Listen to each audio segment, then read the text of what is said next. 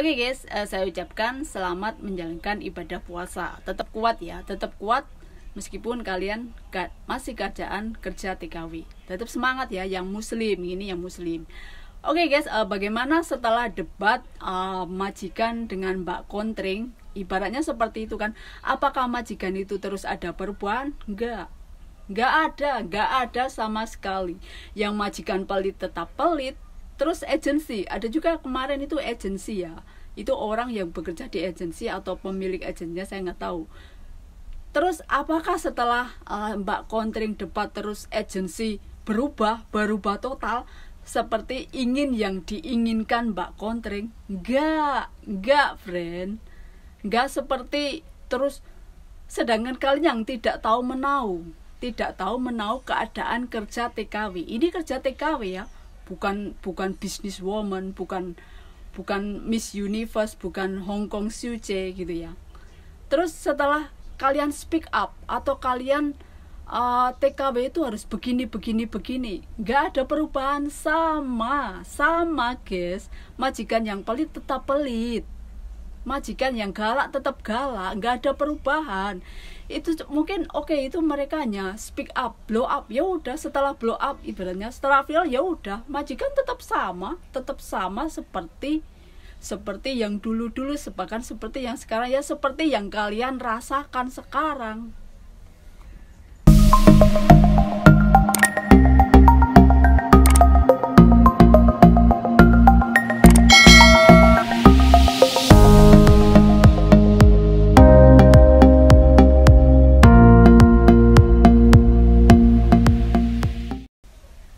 Halo guys, assalamualaikum warahmatullahi wabarakatuh.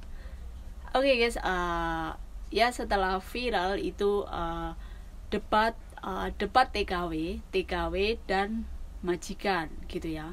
Saya juga TKW ya guys ya. Saya juga TKW Hong Kong.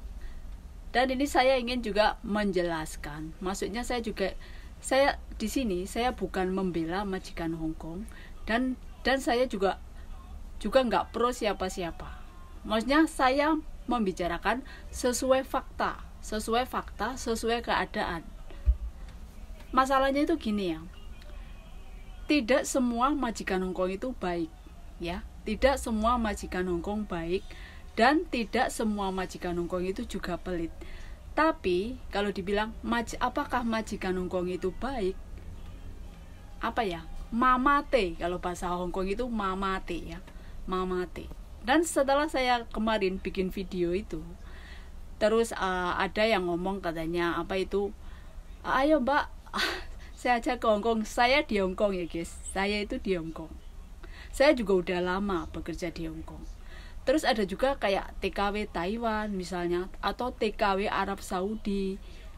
Nah gini ya, kalian kerja di Arab, tapi kenapa kalian komen tentang di Hong Kong? Maksudnya tentang TKW. Ini lingkupnya TKW ya guys ya, TKW. Nah terus gini ya, apalagi kadang yang komen ya saya sih terserah, itu kan publik ya, saya nggak masalah, itu publik. Terus ngomong katanya saya pansos, buat apa saya pansos lah, saya kan juga TKW, saya juga di Hong Kong ini kan bebas mau ngomong apa aja, bahkan mau membentuk organisasi apa aja itu bebas guys di Hong Kong ini. Tapi kalian perlu batasan juga ini ya, nggak sembarangan kalian itu ibaratnya mendebat majikan. Emang setelah majikan di debat kayak gitu, setelah Mbak Kontring ibaratnya itu viral gitu, terus apakah semua majikan Hong Kong itu berubah?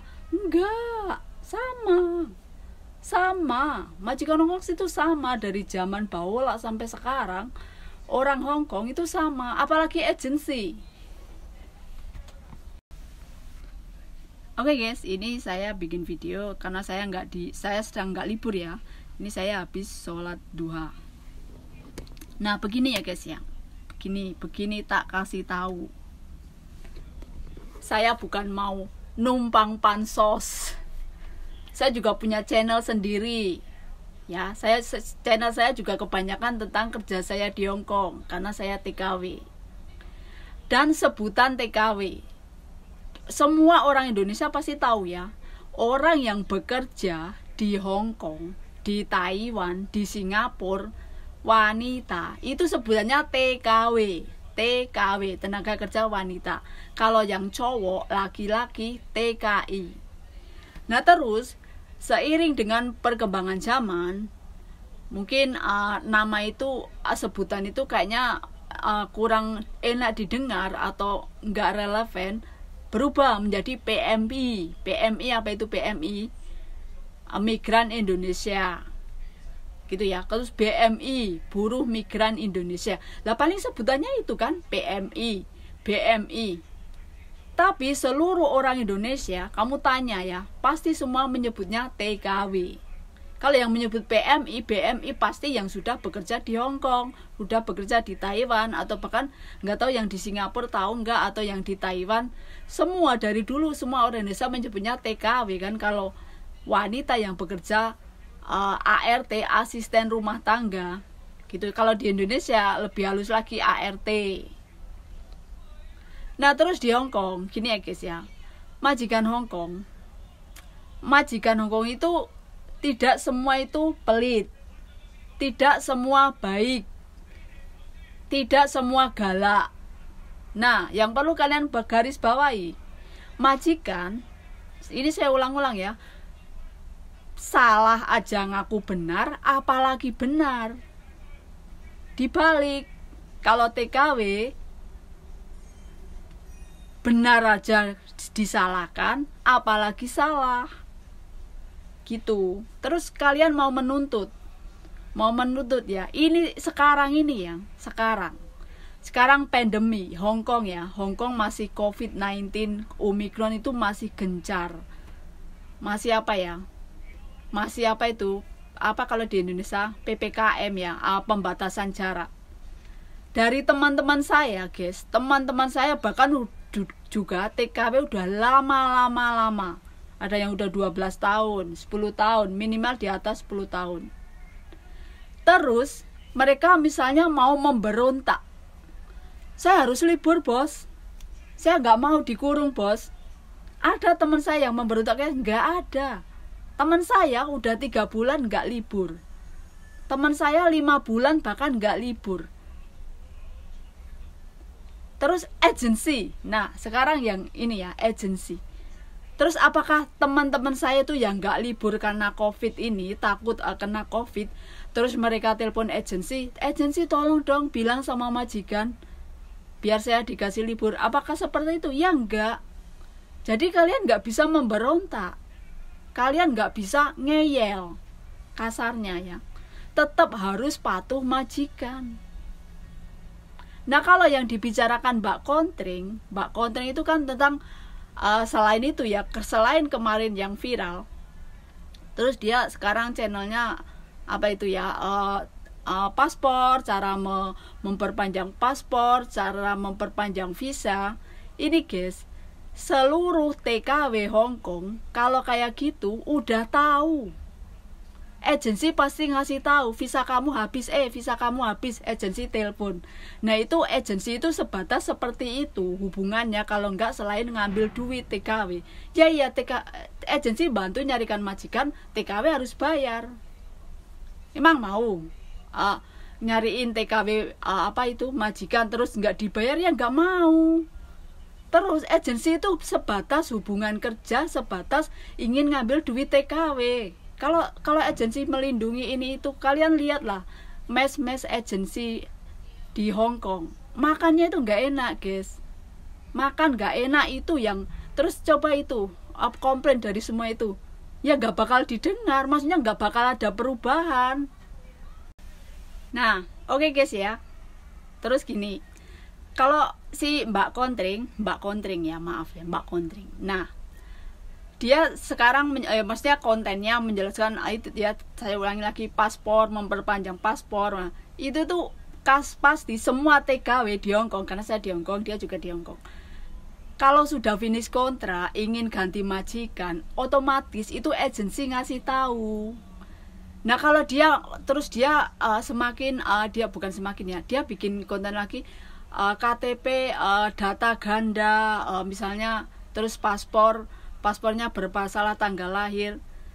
Itu kalau kalian ngomong tentang seperti itu dengan anak yang baru datang dari Indonesia atau baru menjadi TKW, akan bingung, Mbak.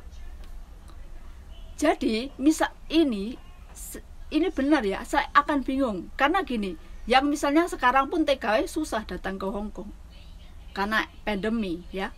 Selain pandemi juga Hong Kong masih harus karantina. Agensi pun sekarang sepi, guys. Agensi Hong Kong itu sepi, semua mengeluh, nggak ada yang mengeluh. Kalaupun ada calon TKW baru, paling yang ganti majikan, yang nyari majikan di Hong Kong.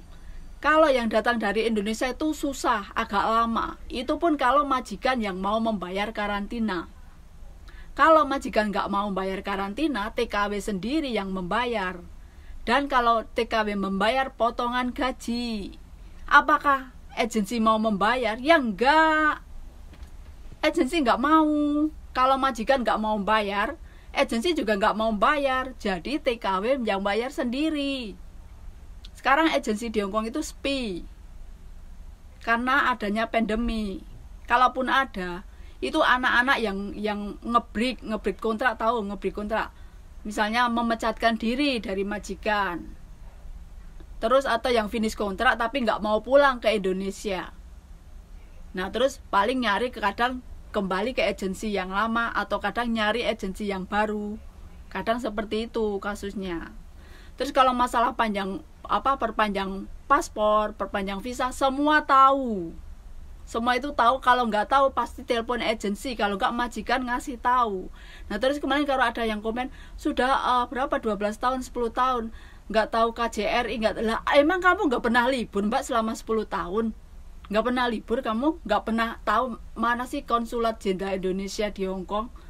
Di mana sih yang gampang ya? Victoria Park, masa nggak tahu? Nggak mungkin kalau misalnya kalian udah 10 tahun nggak dikasih tahu di mana KJRI, di mana imigrasi kantornya, di mana Victoria Park, taman sejuta umat. Nggak mungkin kalau kalian nggak tahu. Terus yang lain-lainnya lagi, kalau misalnya masalah gimana ya Mbak, kalau paspor saya nggak sesuai, datanya nggak sesuai, ternyata di KTP data ganda, itu kalau TKW yang sudah lama di Hong Kong baru akan mudeng, baru akan paham. Itu hal lain ya. Kalau yang TKW baru datang, otomatis kan datanya itu masih asli, masih resmi dari Indonesia gitu ya. Kan misalnya udah pernah ke Singapura, udah pernah ke terus datang ke Hong Kong.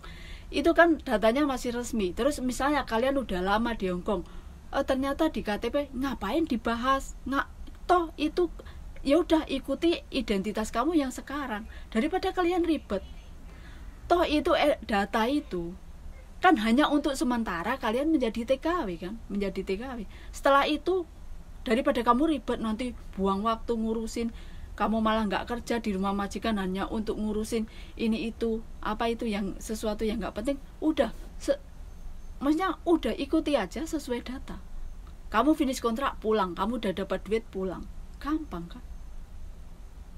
Kalau kalian ingin terus melibatkan data ganda ini itu. Ini misalnya kalau yang ilegal, nah itu kan salah sendiri, ilegal. Kamu nggak punya visa terus kamu kerja lain-lainnya, lah itu yang bermasalah. Dan itu mereka itu pasti tahu itu beresiko. Kalau yang ilegal itu kalian tahu. Kalau yang misalnya beruntung yang nggak ketangkap polisi, mereka tahu akan ditangkap polisi kalau ilegal. Jadi kalau anak-anak baru nggak usah ribet tentang data-data, misalnya udah ikutin aja data itu. Nah ini tentang kebebasan ya. Memang di Hong Kong itu bebas ya guys. Di Hong Kong itu bebas speak up maksudnya. Tapi kalau kalian ilegal, di Hong Kong memang bebas speak up. Kalian mau ngomong apa itu TKW gitu ya. Bahkan mau mendebat majikan itu boleh-boleh aja, sah-sah aja. Tapi kalian tetap harus ingat posisi kalian gitu ya. Agensi dan majikan itu pasti hubungannya sangat dekat. Nggak mungkin agensi membela TKW itu 10% paling ya. Karena agensi kalau nggak ada majikan ya nggak dapat duit. Ya kan? Jadi kalau agensi sama majikan itu tetap gini. kalaupun ada majikan-majikan nakal gitu ya, majikan jahat, ya pasti diurus sesuai hukum gitu ya, sesuai aturan hukum. Tapi agensi juga nggak bisa majikan kamu harus begini, nggak bisa, nggak lepas dari semua itu. Yang jadi korban siapa? Misalnya kalau majikan jahat, ya TKW tentunya. Nah tapi setelah itu kita juga harus kerja cerdas gitu ya. Kalau misalnya sekedar majikan cerewet gitu, kalau Mbak Kuntri ngomong apa tentang hak-hak TKW, sekarang coba tanya TKW yang nggak libur itu, apakah mereka ngomong sama majikan saya harus dikasih libur? Kalau majikan ngomong ini virus ya, COVID ya, kamu nggak boleh libur, saya bayar, kalian bisa apa? Padahal kalian ingin sekali libur, nggak bisa. Tetap kalian itu tetap under majikan, di bawah majikan. Agensi juga nggak bisa bantu. Agensi aja bantu urusan surat-surat kalian, urusan tanda tangan kontrak, perpanjang visa, perpanjang paspor, itu pun kalian agensi cuma bantu. Misalnya ini yang agensi bantu surat-suratnya kalian suruh tanda tangan, kalian suruh medikal, misalnya medikal lagi yang perpanjang kontrak.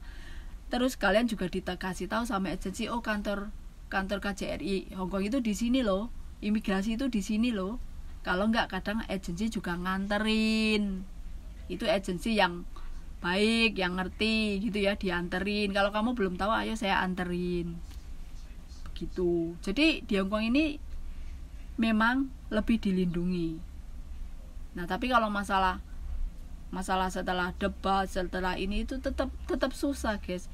Terus tentang gaji TKW Hongkong ya, gini ya, maksudnya majikan itu nggak mungkin menggaji di atas rata-rata. Itu gini ya, majikan nggak mungkin menggaji kamu setara dengan pramuniaga Hongkong, setara dengan gaji sopir Hongkong, itu nggak mungkin.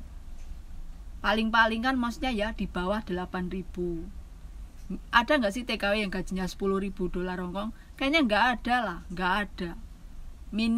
Maksimal mungkin 7.000 ya, saya juga nggak tahu. Kalaupun misalnya kalian gajinya 6.000 atau gaji kamu 6.700 dolar ini ya, pasti ada ketentuan khusus. Kadang kalian harus nggak libur, tapi saya bayar. Kadang kerja 2 rumah, tapi kan itu karena kamu mau, ya udah.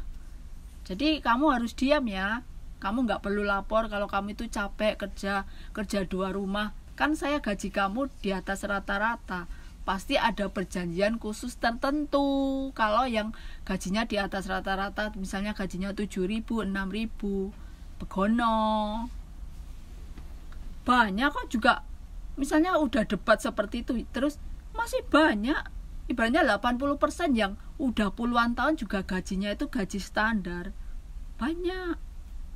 Jadi bersyukur saja yang misalnya kalian gajinya 6.000 dolar Hongkong, 5.500. Kalau yang 7.000 saya nggak tahu. Ya bersyukur aja. Tapi pasti semua itu ada konsekuensinya. Gaji tinggi, permintaan majikan, demandnya majikan tentu juga lebih tinggi. Kalian harus begini, harus perfect. Kalau saya paling nggak suka. Mending gaji standar. Saya mau waktunya libur-libur, saya kerja enak, mereka nggak galak, nggak main tangan, udah.